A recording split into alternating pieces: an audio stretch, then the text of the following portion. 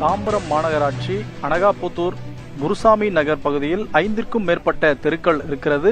இந்த தெருக்களில் ஒவ்வொரு தெருக்களிலும் 100க்கும் மேற்பட்ட குடும்பங்கள் வசித்து வருகின்றனர். இந்த சூழல் நேற்று பெய்த கனமழையின் காரணமாக இடுப்பளவிற்கு மழைநீர் தேங்கி இருக்கிறது.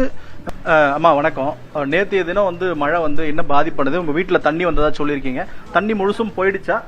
கிளீன் பண்ணிட்டு இருக்கோம். நேற்றுல இருந்து கிளீன் பண்ணிட்டு இருக்கோம். இப்ப பரவாயில்ல, கொஞ்சம் இப்பதான் கிளீன் பண்ணி முடிச்சிருக்கோம். பாம்பு நிறைய வருது. பிள்ளைகளை வச்சுட்டு பயமா இருக்கு எங்களுக்கு. நிறைய பாம்பு வருது.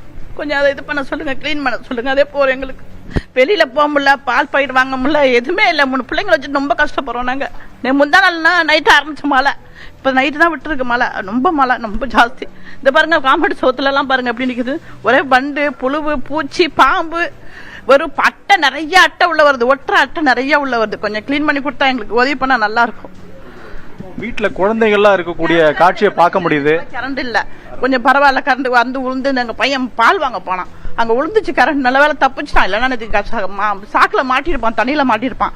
மேல ஏறிட்டான் நல்ல வேலை. அப்புறம் ஈபிக்கு போன் பண்ணி உடனே ஆஃப் பண்ணாங்க, கரண்ட் ஆஃப் பண்ணி ரெடி பண்ணி கொடுத்தாங்க எங்களுக்கு. இப்ப ஒன்னும் இல்ல, இப்ப கரண்ட் வந்துருச்சு. கரண்ட் இருக்கு எங்க வீட்டுல. ஆனா வீடெல்லாம் ஒரே சதன்னு தண்ணியா சேரெல்லாம் கிளீன் பண்ணிட்டு இருக்கோம். நாங்க வீட்டை கிளீன் பண்ணிட்டு இருக்கோம். கொஞ்சம் பிள்ளைங்களாம் ரொம்ப கஷ்டமா இருக்கு. கட்டில நாங்கெல்லாம் நைட்லாம் தூங்கல, விடிய தூங்கவே கிடையாது. தூங்காம முடிச்சுக்கிட்டே இருந்தோம். என்ன வருமோ, ஏது வருமோ, பாம்பு வருமோ, இடுக்கல எல்லாம் பூந்து வந்துருது, பாம்பு வந்துருது. கொஞ்சம் கஷ்டமா இருக்கும். கொஞ்சம் சுத்தம் பண்ணி கிளீன் பண்ணி எங்களுக்கு உதவி பண்ணா நல்லா இருக்கும்.